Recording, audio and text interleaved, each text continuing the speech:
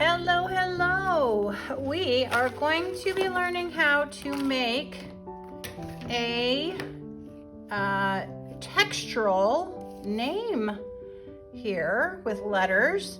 You can do your name, you could do a word that is positive, something like that. But we're going to be using texture, and we're going to be using multiple medias like charcoal, crayon, chalk, colored pencil, some painting, some different papers. It's going to be awesome. Stay tuned.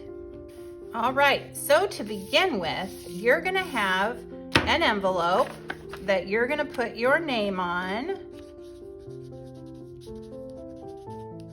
Okay, and you're also going to have these little papers that you're going to want to put your name on as well. So I'm going to put my name on my papers. And so like I just have these letters here that I got at the school supply store, and you can use them for so much stuff, but they're great for just tracing and getting a jump start on stuff. Now, if this were my name, Ott or two, whatever, then I would want to make a third one because I want to have an extra one to practice on. Okay, then I also have this other piece of paper, and I've made it a different color, okay, just so it's not as confusing. And I want to try to fit as many of these on this paper as I can. So when I made my other name, I filled it really full. And you can goof around on this as much as you want because we're gonna cut it out. It's gonna get glued onto a surface, and then we're gonna cover it. So if you have a bunch of eraser marks or whatever, that's totally fine. All right, and I'm gonna make an extra T. Tot. Maybe my full name is Tater. Okay, so now I've got those traced, and now what I want to do is I want to cut these letters out.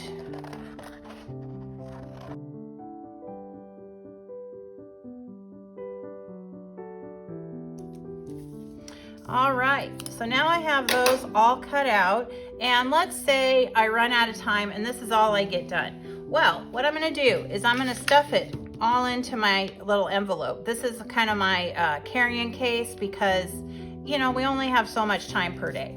So I don't really like glue sticks because I don't think they really stick for very long.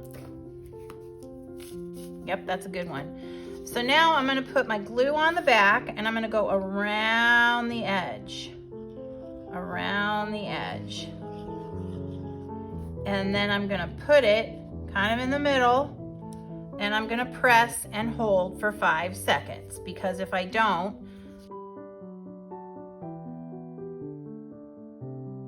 you would want to take this to the dry rack to dry so they don't all stick together. That would be bad.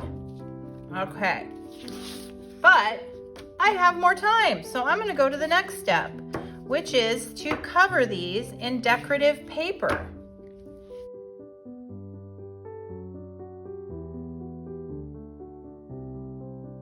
All right, so now I have my papers here, and since I have time, these are still wet, but that's totally okay. And you want to think about what color you want your name to be. Like, do you want it mostly green or mostly blue or whatever? So this paper that I have is double-sided, and I kind of like the green side. So I'm gonna just stick this right on here, and I'm just gonna draw around it, and then I'm gonna cut it so it has a little overhang, like so.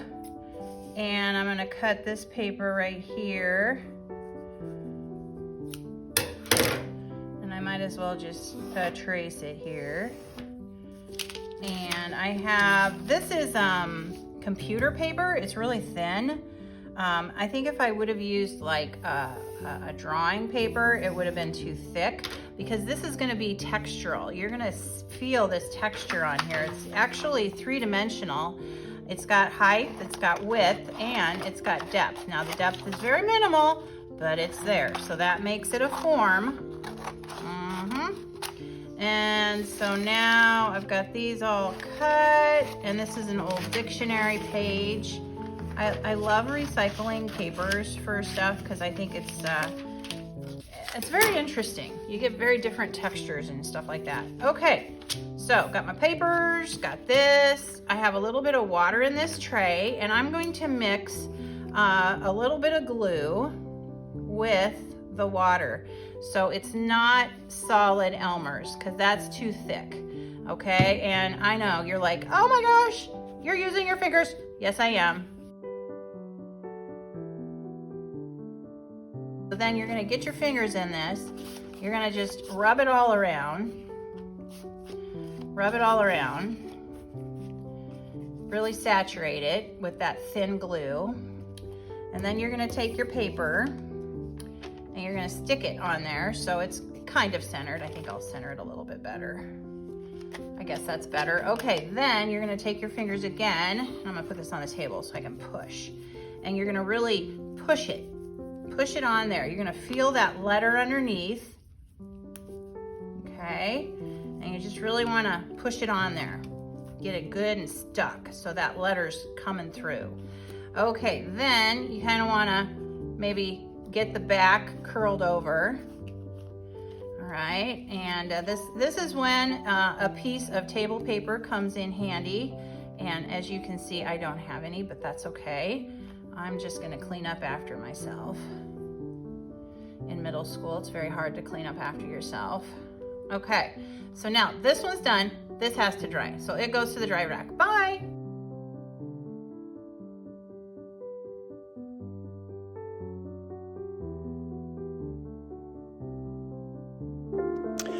Oh boy, we're gonna paint today. So you're gonna have a palette. You're gonna think of a color that maybe is a neighbor to your color. So like my color was green, so I chose a neighbor blue, and I'm making it pretty light. So it's mostly white with a little blue. I'm rubbing it, well, not rubbing it, I'm painting it on some little pop foam stuff and putting it on my paper. Now I've got another paper because I have like 9 letters, and this one I'm making it darker because my paper's white, so I need something with a little more contrast. So applying it to the bubble wrap, putting it on the paper and gently massaging it onto the other paper and peeling it off. Now we'll go let that dry. The other painting technique we're going to use is a splatter paint, and that's when you have a toothbrush. No, these have not been used by people other than for painting. You put it in your palm of your hand with some paint loaded up and take your index finger and rub under the bristles toward yourself, and it splatters on your paper. Now we're going to be using different media to bring out our three-dimensional letters. So I always feel the paper with my finger first and just kind of try to feel where the letter is. Now I'm going to be using the media of pencil. So I'm taking the edge of my pencil and I'm just going around trying to find my letter, not pushing real hard on the letter, but trying to get that hard lead on the edge of the letter.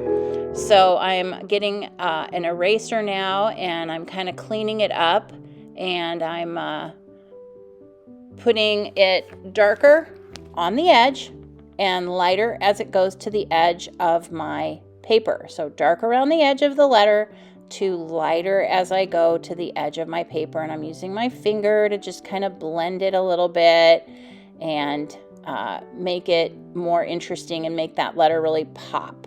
Here you can see I'm putting a little bit of colored pencil on my pencil, kind of going back and forth so I have that green tone throughout my work.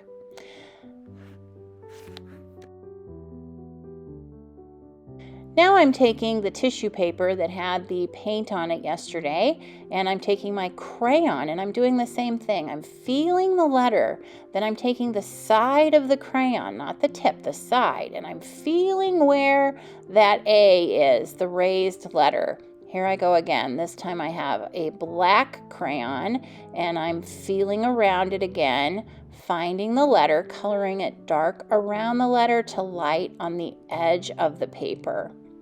Here I go again, feeling the letter, and I'm feeling it. I'm peeling my crayon because I don't want to use the tip. I want to use the edge, and there I broke it. So I just have a nice little chunk to go around the letter with.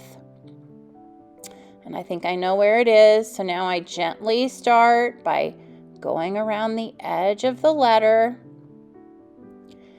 And this is why we made an extra one, so that you can start with it, get a feel for how the letter pops up off the paper. It's not a lot, but it does pop off enough to give that texture. And I'm going dark around the edge of the letter to light on the edge of the backer paper. There you can see the A starting to appear more as I go. That looks very contrasting.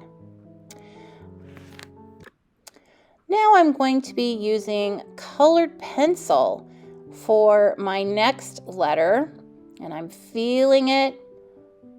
This is a black colored pencil.